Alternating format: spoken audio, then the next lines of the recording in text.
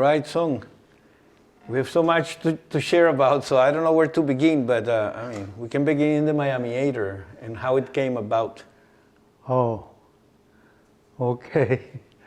Miamiator is a physical theory of the universe from the beginning of Big Bang and ending with the speculative point of human evolution when human mind get to understand how everything began. So it's sort of circular. I have a Miamiator model, a physical model of the Miamiator, which begins with Big Bang and come back to the ultimate human society, will realize how it all began, so it closes circle. And that's a physical model of the Miamiator, which was proposed in 1991, but around 2 years ago, after I retired from Rutgers and came to Miami and started interacting with the various people, it occurred to me that this physical model of the universe called Miamiator, or actually called Shillongator, because that physical model was proposed in a meeting held in Shillong, India in 1985 or so. It occurred to me that the Shillongator physical model of the universe can bifurcate either into what I call Miamiator or Mariupolator, depending on how human society uses artificial intelligence. If human society uses artificial intelligence positively, then Shillongator would evolve to Miamiator, whereas if human society uses artificial intelligence negatively, then Shillongator would evolve toward Mariupolator. These two opposite versions of human future. And so that's where Miamiator came, and the Miamiator idea came, as I said before, 2 years ago after I retired, and the predominant feeling I had when I proposed the Miamiator was a feeling of beauty, love, and happiness. That is characteristic of Miamiator as I perceived. Whereas Mariupolator is exactly the opposite. It's a war, a death, and ugliness, as we witnessed in Ukraine situation. Incredible. Because in parallel, when you were thinking about those things, I've been also contemplating on these issues, you know, which scenarios could play out in human social dynamics. And in some ancient texts, for example, the Zohar, I read the Zohar, there are two archetypes. You could think of them in the way that Carl Jung describes archetypes. That there's an archetype called Yeshua ben Yosef, which is an archetype where humanity is corrected harshly. You know, hard corrections like storms and wars and things like that, so that humans may actually look at themselves and grow spiritually to overcome, as a species, our destructive tendencies and limitations as a human species. But then there is another archetype in the Zohar, which is called Yeshua ben David. And that archetype is about humanity finding a correction via grace, not via hard corrections by nature. And that that is a graceful manifestation of, let's say, the attribute of grace, of God's grace in each of us, that we embrace, and all the wisdom that we need, it's given to us somehow to be able to deal with the challenges in a graceful way without having destructive patterns playing out.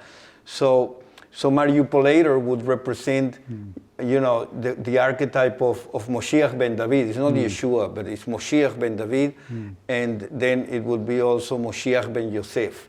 So it's not, but Yeshua, the name Yeshua, I bring the name Yeshua because that name particularly means salvation in Hebrew. So how is humanity saved? Is saved either by grace or by heart correction. In a similar manner that the physical body of a human being can be saved by pain, as a signal that we're not eating properly, or or it can be saved by grace because we are eating properly and exercising and meditating. So this depends on our choices. And the point that I'm making is that, and even in the Zohar says that these two archetypes are Moshiach ben David and Moshiach ben Yosef, which usually for short is ben David and ben Yosef. I use the name Yeshua just to indicate salvation, okay?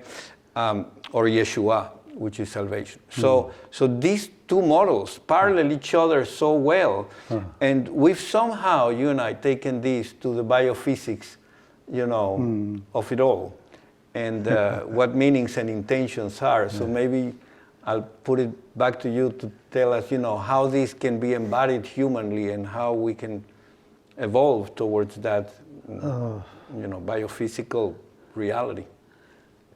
Yes. During the last week or two particularly, I have been thinking about using mathematical theory of category theory in organizing these seemingly opposite worldviews. For honestly, your worldview, emphasizing grace and God and so on, is somewhat contrast to my worldview as embodied in Elongator, which is purely physical. And I thought we could integrate these two seemingly opposite worldviews using category theory. And so I studied category theory some more online, and I understood more the meaning of category theory. And I believe that whenever you want to compare something, two things, whether Joshua's view based on inspiration, God, and so on, my view based primarily on physical concepts like information and theory. To compare these things, we have a mathematical theory called category theory that mathematicians have developed over the last century or so as a logical system of comparing two things. Whenever you want to compare something, you use category theory. Category theory is the mathematical theory of comparison, and I think this can be used in comparing your worldview and my worldview. And Elongator is my worldview, and you have a more spiritual-centered worldview. This is a very interesting, different worldview, and I think we can compare this worldview using category theory. And he can actually, draw some diagrams and some functions and some bijections between the two worldviews, and so that we can try to engage in a process where we show the viewers that a synthesis is possible. Yeah. A synthesis in the likes of what I wrote in my cognitive science master's thesis, which is the paradigm of Melchizedek, which is a synthesis between spiritual revelation, spiritual wisdom, and modern science. And so I think Sung is going to lead us to that through some drawings. So I'll just say as I draw,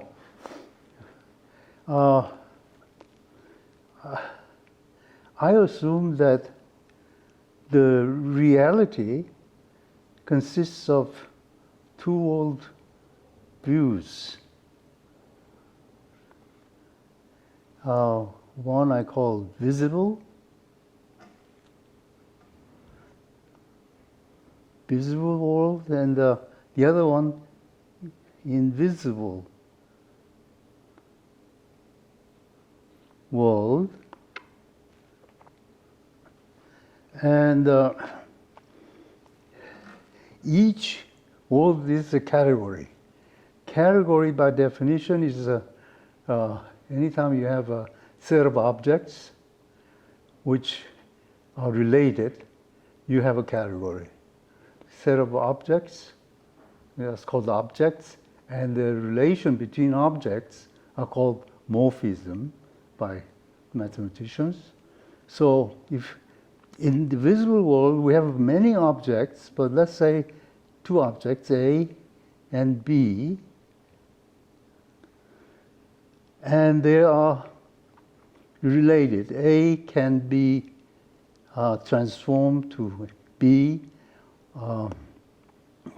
according to some rules, F.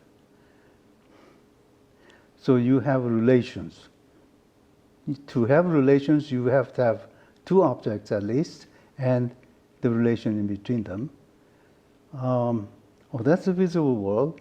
Now, I think there are two ways to map the visible world into invisible world, and the one is through rational thinking. And that mapping, let's call F. Then the image of A in invisible world mapped by F will be FA. But the object can also be mapped to invisible world through another function or functor,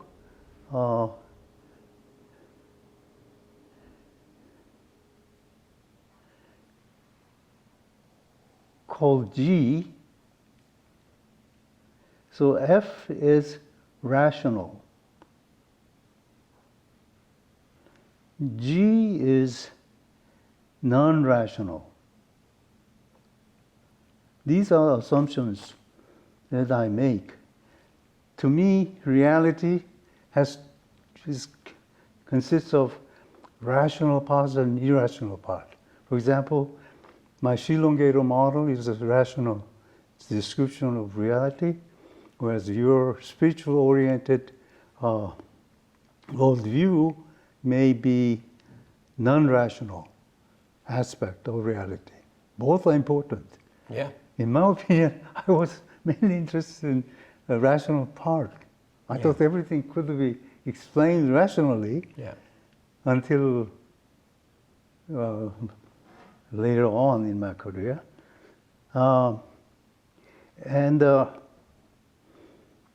This object B can be also mapped to invisible world by same function F. So F B and by G will be G B. And this so-called F morphism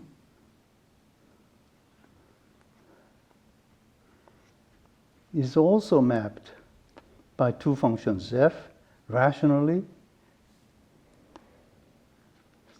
so big F, small f, and irrationally, or not irrational, but non-rationally, it can be mapped GF.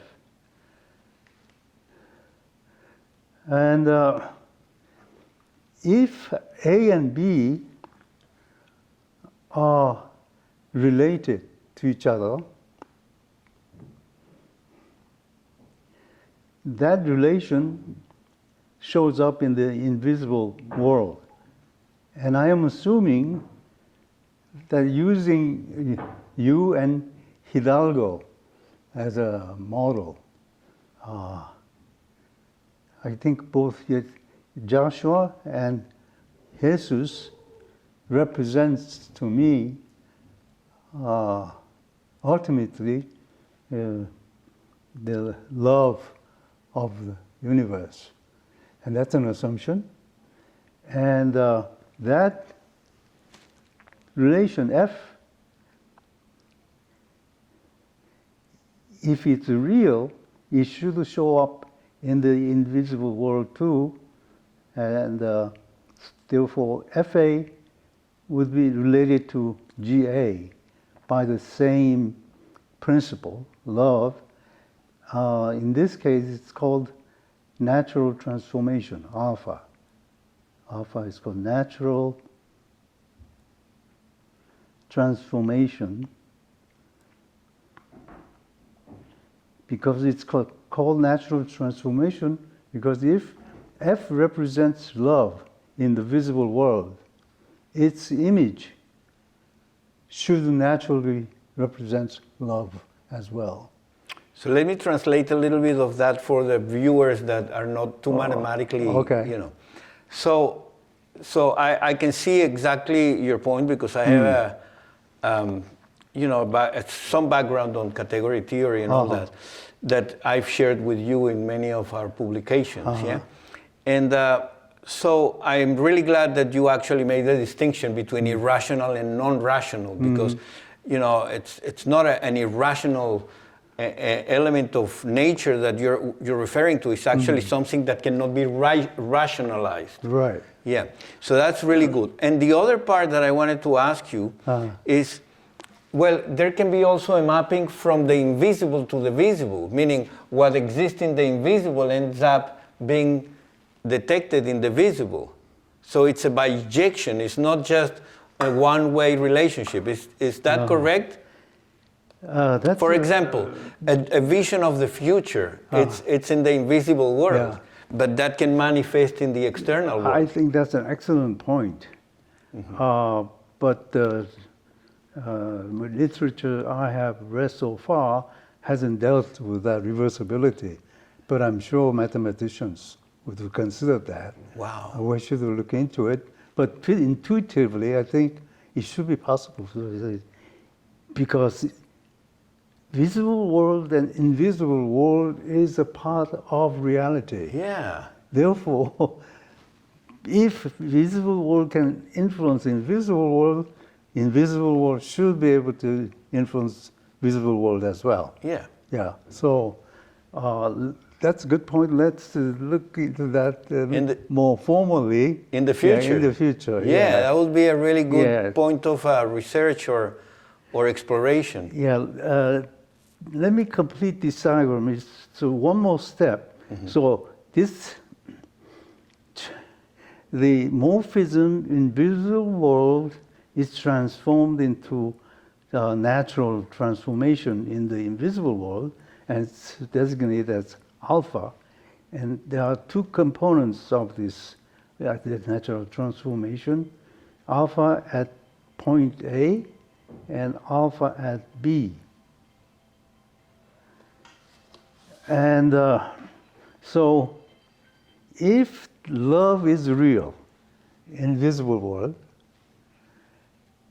then in visible world, they should show up as alpha A and alpha B, so that alpha B after F, small f, should be equal to GF alpha A. And this is simply a mathematical expression of the conservation of the principle of love from visible world into invisible world. That sounds great. I think that those are things that we can use natural language to speak about, and if we can formalize it mathematically, then it would be much more synthetic and succinct, and people would be able to read something that, at least mathematically, we can all agree on. Yes, this mathematical language allows us to bring in all the important concepts that we discussed philosophically, metaphysically, love, values, and mapping, and conservation principles, and so on, into logically coherent manner. Non-rationality rationality and non-rationality, and so on. And this all-important equation, very simple equation, is called naturality condition. And the meaning of this, to me, is this. You see, there are two kinds of mapping or transformation, one is rational and non-rational. What this condition says is that whether one realizes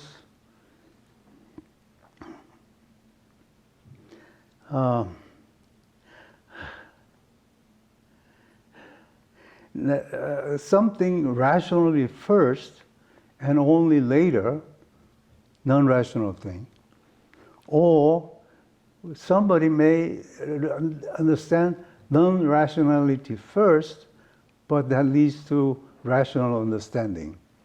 These two order doesn't make difference. Some may follow one or the other. The important thing is the synthesis between the two eventually. Exactly. Yeah. That's why I think this is naturality that condition. would be, I can see your point, and that would be a way of stating that the actions of a person or the behavior is based on their integrity, which is invisible. Yeah. So integrity shows up in behavior, and behavior may be an indication of a kind of integrity. Integrity, and ultimately, I think love. Love, yeah, absolutely. No, I can follow that. Yeah. By the way, your graph, you could show to the viewers.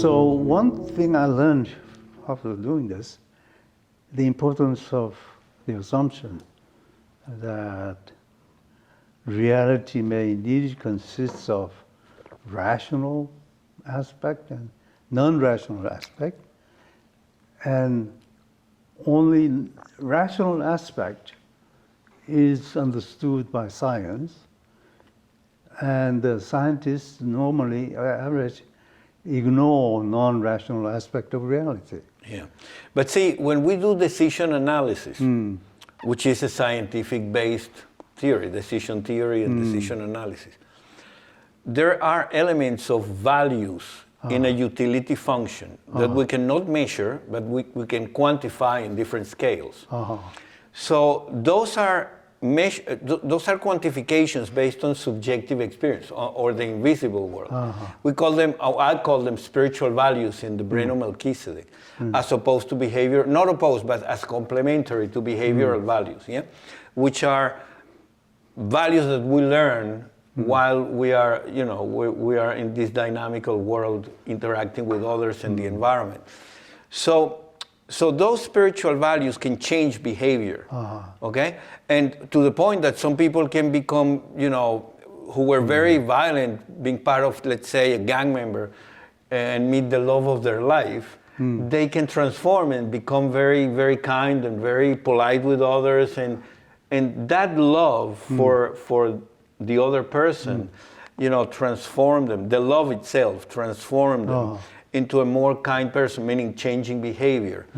So this is where I think what I've written and what you're proposing match very, very well, because we can describe how spiritual values can actually change behavior, or actually changing behavior, meaning starting meditation, starting doing sports, starting being kind to others, can actually be a transformative external element to direct our brain attention to the inner planes where love exists as an experience, not just as a concept, but as an experience, which is what you've called non-rational and I've called spiritual values.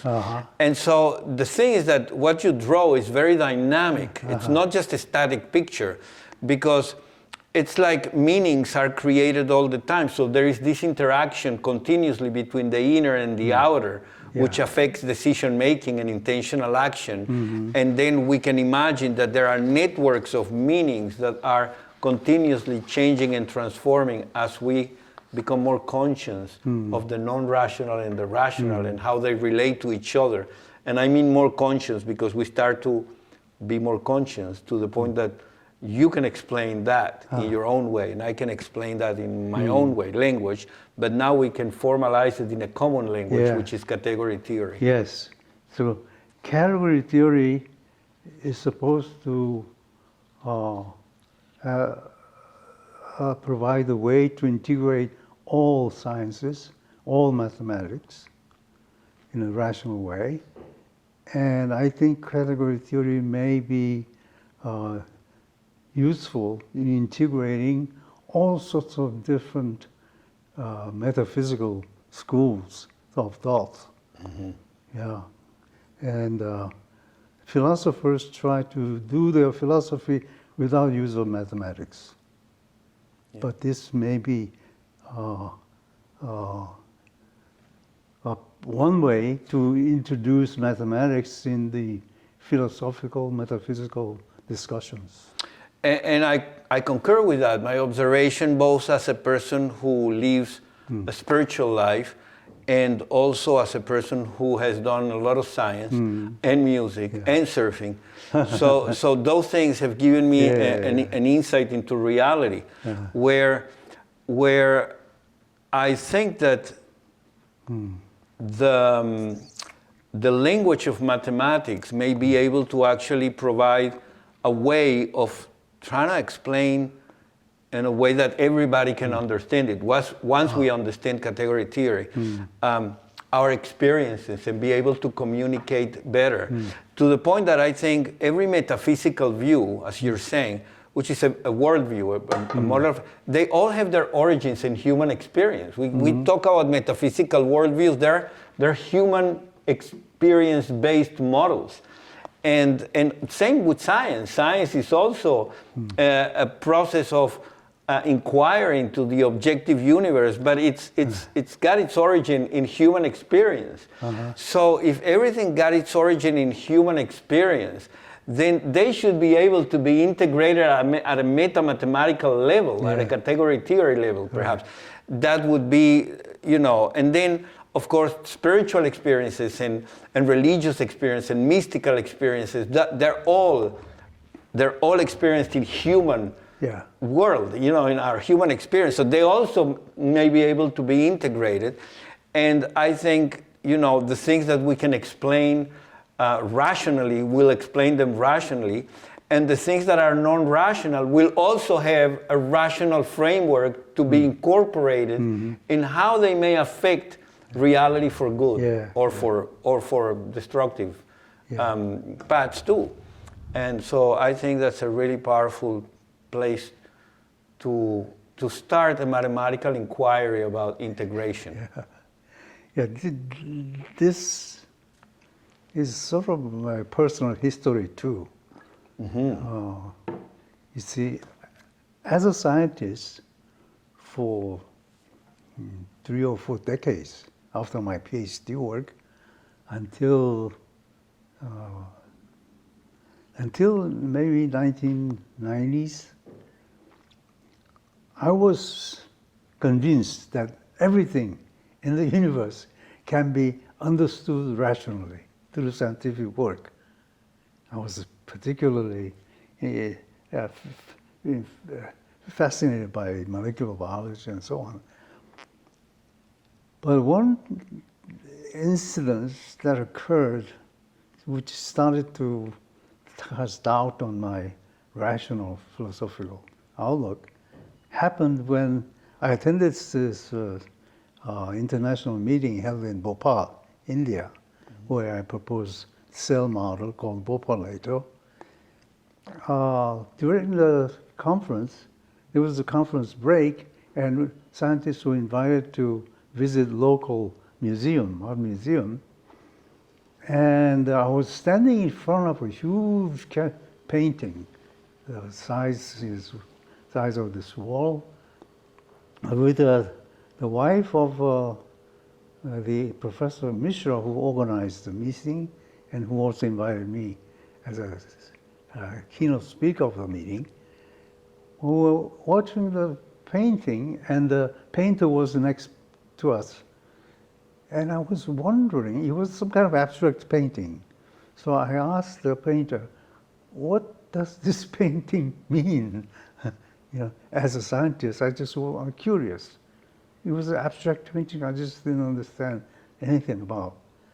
And the painter paused for a few minutes and said, it represents the unknowable.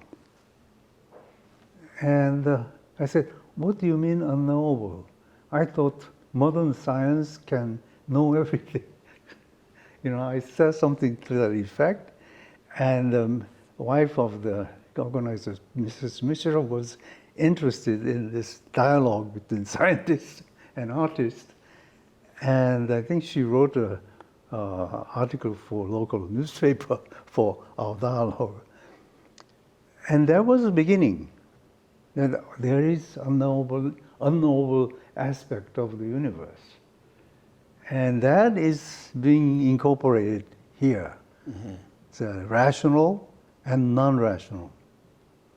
Knowable and unknowable. Knowable and unknowable, yes. Mm-hmm. So it has a long history. And this diagram gives me opportunity to bring in such ideas in a coherent manner. It's interesting how personal stories and events change the way we experience reality. Yeah. Because, like you, I had some events, and then they became a lot of rich events, but mainly, for the sake of this conversation and keep it short, there was a time that I was a systems engineer, basically doing mathematical modeling operations research to the banking industry and the oil industry, lecturing at university in Venezuela. And at one stage, with our mathematical models, we predicted, it wasn't a prediction, but the dynamics of that dynamical model was showing the collapse of the financial system in Venezuela.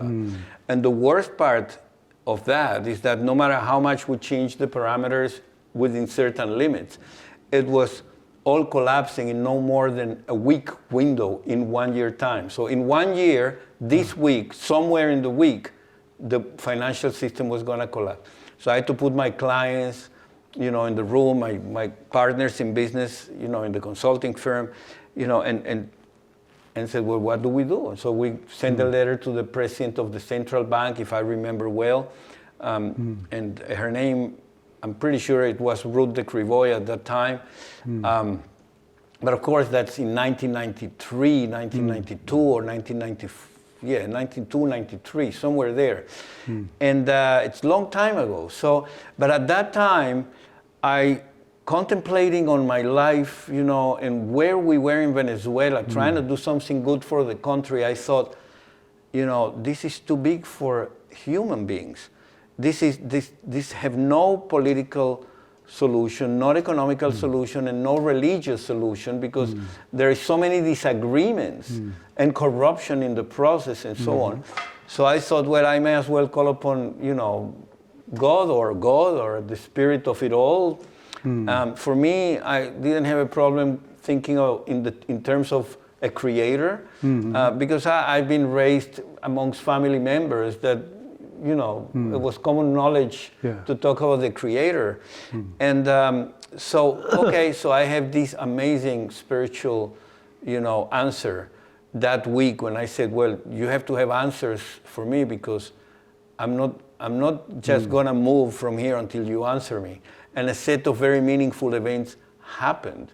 So now I had to integrate my rational, like you, my rational views and my scientific views on mathematics and optimization and decision analysis to my spiritual experience and codifying them in a way that they could go into a utility function as values. So I could compare what's more important for me, a loving day with my family and friends, or $300 more, that day. You see what I'm saying? Because there are choices I need to make. Do I go to this business meeting, or do I visit my grandparents and family members? And so how do we incorporate that into utility functions in a way that we can scale them? And that became really accentuated, with my experience of love and wisdom. And it was an inner experience. It's what you call the non-rational. And it's so much non-rational that it was very hard for me to tell people, what kind of decisions I'm making by closing my business and going on a spiritual journey when I was doing great. I mean, people couldn't understand it because there was no rational explanation. And of course, the only reference points that I could invoke at that time were people like Lao Tzu in China, or the prophets of ancient Israel and prophetesses, or the saints of India, and of course I was trying to convey to people, I'm going through this process of transformation, and it took almost 30 years to bring that into an articulate view of a paradigm, scientific paradigm, which could integrate cognitive neuroscience and spiritual transformations, which I wrote in, from 1999, I started thinking about it. In 2002, I started to write papers about it for my thesis, and then in 2007, I submitted that thesis as a master's thesis, which is called The Brain of Melchizedek. And then a bunch of papers with, people like Walter Freeman, on how the brain participates in the creation of knowledge and meaning, together with mind. And then, with Paul Werbos and Robert Cosma, of course, because he was the main collaborator of Walter Freeman, and then with you. And then, and then suddenly we had a group of people who are engaged in trying to understand deeply what it means to bring a synthesis between spiritual experience and scientific knowledge, or spiritual wisdom and scientific knowledge. And I'll mention one more thing before, I hand it to you. Federico Fagin has wrote just a really new book. He's a physicist, who was involved in the creation. Who is this? Federico Fagin, who was involved in the creation of microprocessors and so on. So, and he had a spiritual experience. So he has come up with a book recently called Irreducible, and another book narrating his experience, spiritual experience and transformation. And of course, I have also the privilege to work with Grant Gillette, who has very recently published his book, The Neurodynamic Soul, which try to incorporate, based on Freeman neurodynamics and other aspects of philosophy of mind and bioethics, how actually the rhythms of life and the rhythms of the brain and the connection between the environment and the brain and shapes perception of reality and intentions. And of course, you've talked about that in your literature, because you've coined a term called the systome, which is the interrelationship between environment and human, the human being and the environment, or a system and its environment. So I think maybe, I'll hand it to you to talk about these things, or or Yeah. So you have a transformative experience, which sort of connects your physical experience, scientific experience, with the spiritual experience. And I'm sort of mostly my life is scientific, and only recently what maybe called spiritual experience, the very beginning. And my son is more into spiritual realm than I. So I regard, say, my teacher, spiritual teacher. your son. Yeah, my son. Yeah. And I really do. And through ayahuasca experience, I begin to see the meaning of his life, his dreams and his endeavor. So I think if we agree that that mathematical theory of category theory can help integrate these opposing worldviews, not only within an individual, but between individuals. That would be amazing. That I would can be agree on useful, that, yeah. absolutely. I also have to, it's not a caveat, but I have to put another form of observation on that agreement. That is that, okay, so category theory and what John Kinneman has written, he's writing, based on Rosen's discoveries, some of the principles of the four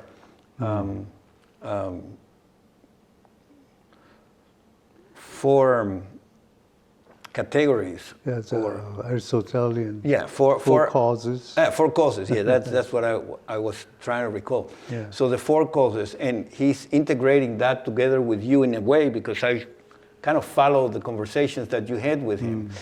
I also want to bring into consideration the fact that all these things, no matter how far we take them rationally, can explain why we should pursue the experience of what we're talking about, because the experience is fundamental, and the rationalization, it follows the experience, which is kind of a storytelling about the experience in a way which can be mathematized or articulated. So it's very important for us to articulate that, because our communication will improve a lot as human beings if we find a way of articulating that in language and mathematics. But it's equally important to tell the viewers and the people that are going to be watching this conversation that no matter what or how they choose, which spiritual path they choose to follow, they should seek for the highest form of spiritual experience of that path. So that if people choose Buddhism, they should seek the experience of Buddha. The experience of that kind of experience. If they choose the path of Christianity, they should seek to be one with the Father.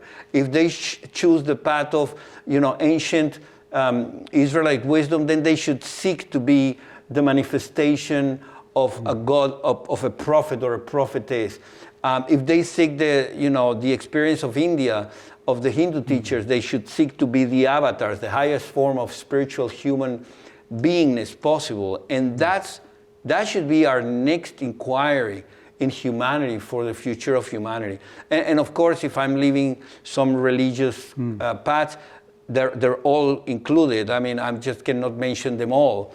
Maybe the Baha'i, maybe the Islam, maybe. But there is a lot of wisdom in all these paths that point to the fact that we humans can have a spiritual experience of the kind of Buddha, Jesus, or the prophets, or saints of old, because they were humans. They had that experience. So why do I have to rely on the interpretation of another human being about what that means, when I can myself directly talk to the source and say, well, I'm here, so if you want me, come and get me. I want an experience, the real experience. I don't want the interpretation or the explanation of any mediators between humans and God, which are, by the way, humans. So I think that's important, that we seek the spiritual experience and the mathematical rationalization and the scientific rationalization to improve language and understanding of each other and of the potential, the human potential we share. Yes, I think it would be very nice if it would be nice to experience both spiritual enlightenment and physical scientific enlightenment. But in most cases, people may not be able to experience both. Mm-hmm. But it would be very nice if our universe is so constructed that you don't have to do both. All you have to do is one. And get to the same destination. Get to the same destination. Well, then you would be doing both. Yes, in a way. In a way, yeah. And that's what the naturality condition means. Yeah. You see, that would be very nice. That means the ultimate level of enlightenment that we humans should strive to achieve transcends science and spirituality. Yeah. It's above that. Yeah. So and it's also immanent. It's also in the world, but it transcends it at the same time. In the science and spirit, but ultimate reality may transcend both. Yeah. Any kind of distinction may disappear at the highest level. I can completely relate to your words. Yeah, and that's what I identify with the love. Yeah. Yeah, that's why my focus has been more than on paranormal experience, which many people have an interest on, and of course I would never deny them because I had some elements of what people would call telepathy or synchronicities or paranormal experiences, premonitions, visions, mystical visions. Yeah, but this is not my focus. Where my attention is inner peace. Inner peace and social harmony. How can I achieve a stable inner peace in my daily living and contribute to social harmony? Because I think if we evolve to that kind of species where most of us in human form are peaceful beings and we embody love and we embody unity and we embody humor, and most of the time we have spiritual resources or values to embody for each other, I think that will lead us to a better harmonious society, which in turn also give us the possibility to explore more of the human potential we have in terms of telepathy or visions or those kind of what we call today paranormal experience, which could be explained by first-hand experience and by category theory and by other formalisms that would makes us understand a broader reality that transcends just this or that. Meaning rational or non-rational. Yeah, yes. Yeah. And I concur with you. For many people, it's going to be, one path or the other. But that makes a lot of sense in the sense that, some people may be called to be farmers, some people may be called to be scientists, and they are equally, valuable human beings for the whole. And so, while you can be an embodiment of love as a farmer, you can also be an embodiment of love as a scientist. And where we communicate and meet is on the values that we uphold for each other, not on our particular skills or knowledge. Our skills or knowledge were incidental on the journey for us to realize how important it is to understand each other and to communicate on certain foundational values that we uphold for each other, like inner peace, for example, or peace. Yeah. You see, in Korea, China, and Japan, everybody is taught that there are three things that's important. It's Jin, Sun, Mi. Jin means truth, Sun means goodness, and Mi means beauty. But they don't mention love for some reason. But I think love may transcend all this. Truth, false, beauty, ugliness, or good or bad. They are low level of human experience. When you transcend all this distinction, difference, you may enter an experience characterized by love, and in Chinese character, love is "ai." So Jin, Sun, Mi is 3, "ai" is third, and that is not mentioned in connection with these 3 principles. Mm-hmm. So again, love may be somewhat different. It's a level higher than where we distinguish goodness, badness, ugliness, and so on. Yeah, well, that would explain why some people can forgive the wrongdoers. Yes. You know, and compassion, you know, like understand that sometimes people do, you know, violent things, and they have still a potential inside that has to be, you know, sometimes nurtured or the wrongdoings forgiven when that's possible, to allow, you know, and maybe it's possible in any level of wrongdoing, but the forgiveness and the compassion and the love that, let's say, a mother shows a naughty child, you know, but that's a small scale. Yes. Socially could be, you know, difficult situations where, okay, we need to aspire for correction towards a path which is constructive and kind and loving, but love has to play a part there, and it usually does. I think it usually does. Transformations require that kind of thing for the soul. That's a good example, yes. Yeah. So this is all derivable from category theory, I think. Natural transformation. Yeah, I'm really keen to see what's going to happen between you and John Kinnaman. You know, he and you are, and Chris Kay, because Chris Kay, it's you know, he's holding the banner of volition and also experiential subjective volition as fundamental, and also trying to uphold or upholding to the best of his ability the scientific paradigm, and I think these 3, the experiential, the rational, and the language that we use to communicate with each other, the most deep values, our most refined sense of identity, which is when a person can identify with love or with unity or with compassion, and not just with what they do. Instead of saying, well, I'm a scientist or I'm a philosopher, they can say, I am the love of the universe or God expressed in philosophy. I am the love expressed in science or in music.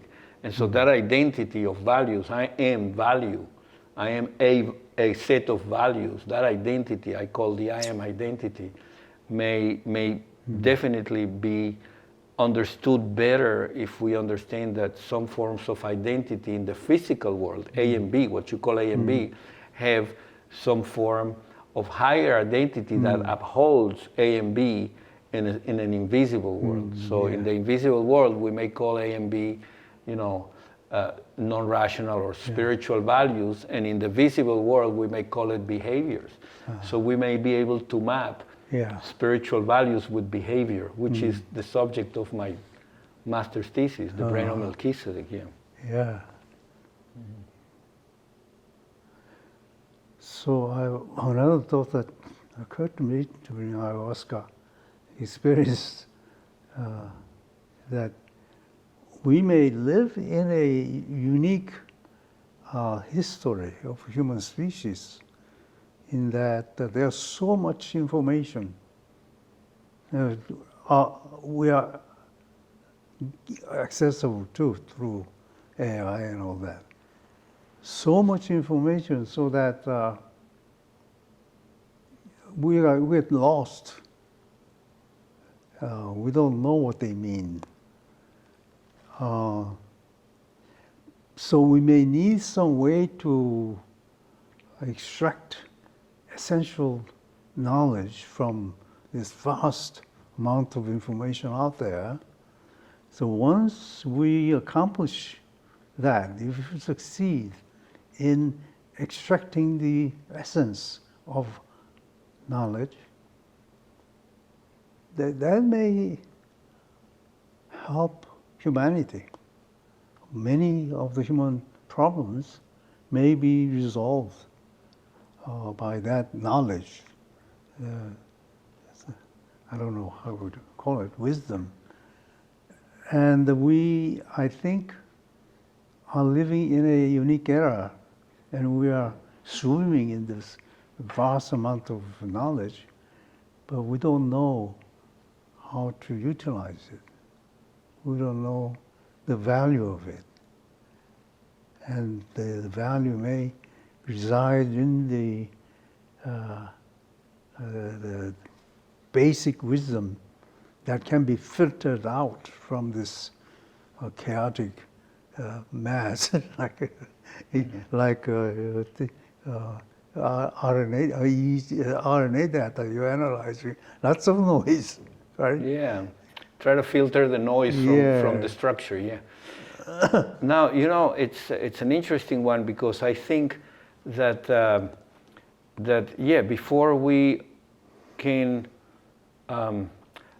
intentionally act with the foundations of certain values and knowledge and understanding, we have to kind of digest all this process of information bombarding and what we have available, which I'm not saying is bad or good, it's just it's a lot to process. And it's like when you eat food, I mean, you have to do digestion. You cannot eat food and then eat food and then eat food and then eat food, because you get indigestion and you could die of that.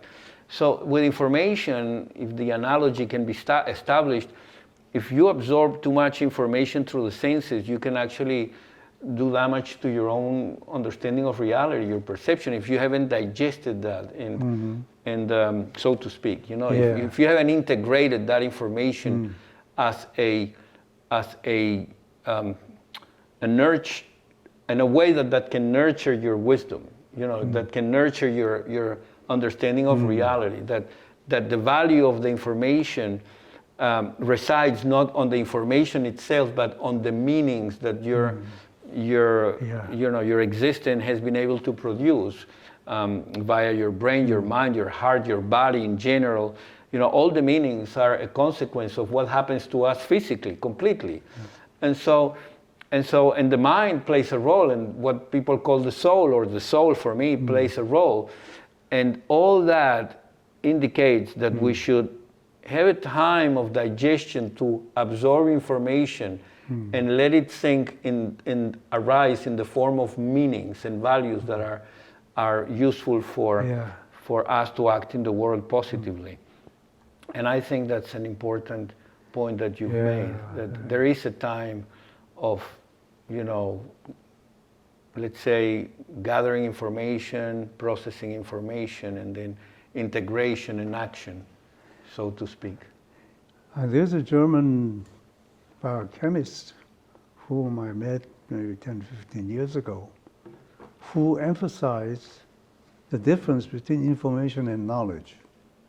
He had the way of calculating knowledge from information. As I remember, he thought that amount of knowledge can be calculated by the amount of information discarded as unhelpful. And I think something like that may be useful, that we are living in an information age. That's the 20th century. And I hope that this new century would be a century of knowledge and wisdom, filtered out of chaotic information, sea of information. Interesting that you say that, because all my research in brain dynamics and cognitive neuroscience, the aspects of that are operationalizable.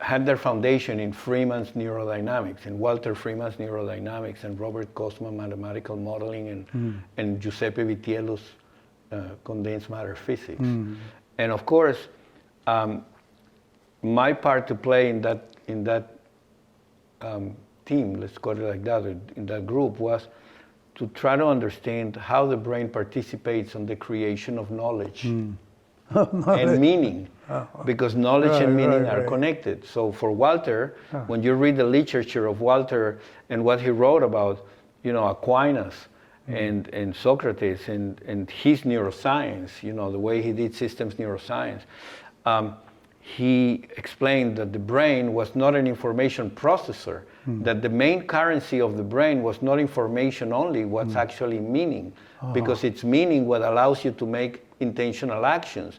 So that incorporated large-scale integration from different sensory inputs and different sensory modalities. And so meaning and knowledge go together. And so when you talk about wisdom, I think the difference between knowledge and wisdom is precisely values and meaning. Because when you integrate meanings with values, what's valuable to you becomes meaningful, what's meaningful to you becomes valuable. And when that is there together with knowledge, then it kind of becomes wisdom in action. And so all the story about Walter Freeman neurodynamics was in relationship with the environment, which he, I don't know if he borrowed, but he invoked Merleau-Ponty, which your son has studied really well, and his intentional arc, which is how the person, the human being, or the animal, but let's say the human being in this place, in this moment, interacts with the environment, and there is an intentional arc there. And so that connection with the environment shapes, brain dynamics, and shapes the reconsideration of values, and shapes all sorts of things in brain dynamics and body systems, signatures, and oscillatory systems like the heart. And so that participates, or that biophysically, it's the expression of the interaction between the human and the environment, and that is where meaning actually and knowledge are created for us to learn a more insightful way of relating properly to reality, and that could be called wisdom. Or that's part of wisdom, how we can read reality more carefully and apply our knowledge together with our values and the meanings and the bigger picture of what we do with the knowledge we have in a way that it's never harmful, or ideally never harmful, but minimizing the harm. So that's, I would call that wisdom too. Yeah. So this reminds me of another scientist, Russian biopolymer scientist by the name of Frankenstein. I think he died maybe 5-10 years ago. He envisioned that there are 3 dimensions to information. One is the amount, second is the meaning, and third is value. interesting. Yeah. I would like to read that. I'll give you a reference. Yeah, that would be great. And interestingly enough, this person coined the same term that I coined, called conformant. Oh, wow. I didn't know that. Yes. At the same time? No, his publication was earlier, but it's a funny thing. Oh, you never read him? No, no. Wow, that's interesting. I must tell you this story. This was when I was doing postdoctoral work at the University of Wisconsin in 1970, from 1970 to 1973, under the great American biochemist called David E. Green. He and I wrote a paper for PNS called conformants. And I defined the conformant as conformation or deformation of proteins that carry both information and energy so that enzymes can drive living processes. And I sent that manuscript off, and I was excited about that paper. And I met a postdoc working in the same institute as I was, who came from Japan. And I told him, hey, I just sent off this manuscript called Conformance. And I said, what? I just saw a paper of that name in the library. Oh, wow. So I went What there. a synchronicity. And there was a conform paper. Wow. That reminds me of the story of Leibniz and Newton coming at the same time with differential calculus, you know, and apparently they never had a conversation about it. I see. And fortunately, his conformant cannot survive in proteins too long. Mm-hmm. His conformant resides in crystals with regular periodicity because it's a solid state concept. Whereas my conformant resides in biopolymers with no periodicity. That was the difference. That's interesting. But, so you know, you're talking about that, which is a form of codifying information, meaning, and value. When I think about the work we've done in the investigating the cycle of creation and of knowledge and meaning in brain dynamics, I used an information index called the pragmatic information index. Now, pragmatic information is different than the Shannon entropy index. It's because pragmatic information, it's an index that you derive from brain signals, oscillations that have an amplitude or multiple, frequencies in it, and you can separate the frequencies by bands and study how they synchronize many signals when you measure EEG, and not only when they synchronize, but how their amplitudes go up while the synchronization, let's say, metrics goes down. And so that means that you're actually measuring energy, because amplitude square is a measurement of energy, together with synchronization, which may be an element of information. And the whole index is called the Pragmatic Information Index, which was coined, I think, by Scheingraber and Atmanspacher, if I remember well, in one of the papers of Vitiello and Freeman. They mentioned that Pragmatic Information Index. And I've used that index, and I've modified the one that was coined there, in subtly, okay, so that doesn't matter. I modified it a little bit, but both my modification and the index that they've coined and the one that Walter was using coincide in results very, very clearly. And what they show is that meaning creation and information. So when you see the data, you see background activity, let's say, of a rabbit, looking at the environment, and you have this background activity which is at one level, and when the stimuli is presented, visual stimuli to the animal, then the Pragmatic Information Index shoots up after maybe 100 milliseconds, and then starts to shoot down, and by 300 milliseconds or 400 milliseconds go down, and then it shoots up again, but less than before, and then it shoots down again, and then it goes back to background activity. And all that happens in a window of 1 second.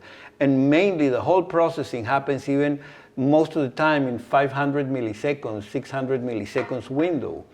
So that means that, the processing of a stimuli to create meaning involves energy, because the amplitudes are going high, and also involve a certain time of integration of that stimuli, of exploration of what that stimuli ought to be for the animal, if it's a danger, or if it's a good thing. And then after that, you go back to background activity.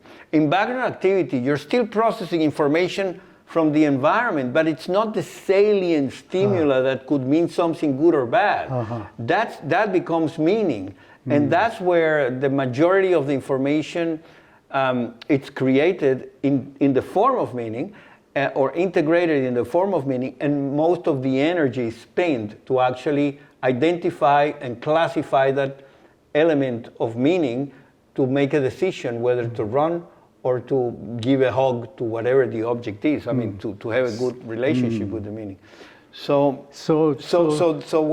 what I wanted to say in relationship to that was that all these informations, indices from, you know, Falkenstein, I think. Falkenstein and others were pioneering efforts to understand how meaning and energy and value actually play out a role in biophysics. And I see the relationship between that which you described and what Walter Freeman and Vitiello and Robert and I have been using, and Grangillet has been using for a long time, because Grangillet had to do a lot with, you know, publishing on meaning and knowledge in brain dynamics, and what Brentano would have thought about that, and Aquinas. And so I think that's interesting. I would like to read that guy. Yeah, I'll send you the reference. So do you think it's possible then to plot using information, 3D information, X, Y, Z, we'll say intentionality or behavior of organisms with the brain can be depicted as a trajectory in this 3D space? In principle, anything is possible to be plotted, but I would like to investigate that more deeply with you to see. But you mean you want to have a three-dimensional object that can characterize a certain information, dynamics? Say value, I mean amount in bits, value in some units, or meaning, and meaning in another units, like a complex number, ijk, for example. Then you define information space in which point would represent a state of brain or mind of organisms. Well, let's brainstorm a little bit about that, because I can already have ideas where you have a lot of information coming to you, but very little meaning. Or you can have very little information, sensory information coming to you with a lot of meaning. So your decision making, your intentional action can be successful, not just based on the amount of information, but the efficiency in which your brain produces meaning, which corresponds to the needs of your actions in relationship to the environment. So already that is, you know, these 3 dimensions you're talking about, just brainstorming with you a little bit. So I think we could do something like that, of course. His information theory impressed me a lot, Falkenstein. He's well known by polymer physicist in Russia. Okay. I'll read what you sent me.